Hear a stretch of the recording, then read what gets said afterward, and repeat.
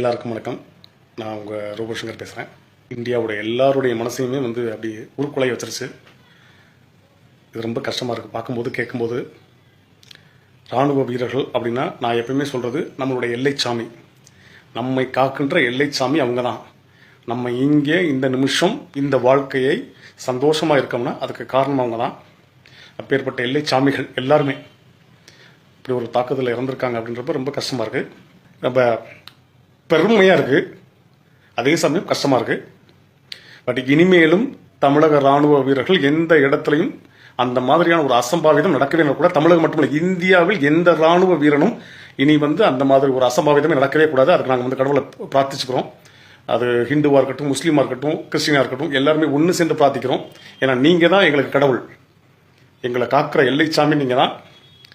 So இந்த மாதிரியான ஒரு விஷயத்தை பார்க்கும்போது ரொம்ப கஷ்டமாயிருச்சு. எனக்கு தெரிஞ்சு என்னால் முடிந்த, நான் ஒரு சாதாரண கலைஞன் தான், என்னால் முடிஞ்ச ஒரு தொகை நம் தமிழக வீரர்களை இழந்து வாடும் அந்த குடும்பத்திற்கு தலா 1 லட்ச ரூபாய் நான் கொடுக்கணும்னு ஆசைப்பட்றேன். இது மாதிரி எல்லாருமே கொடுத்தீங்கன்னா அவங்களால முடிஞ்சதை, அவங்க சந்தோஷமாக இருந்தால் நம்ம லைஃப்லாம் சந்தோஷமாக இருக்கும். அது என்னால் முடிஞ்சது நான் கொடுக்கணும்னு ஆசைப்பட்றேன். அந்த குடும்பத்திற்கு என்னுடைய ஆழ்ந்த அனுதாபங்கள். அண்ட் சல்யூட், அந்த ஃபேமிலிக்கே சல்யூட்.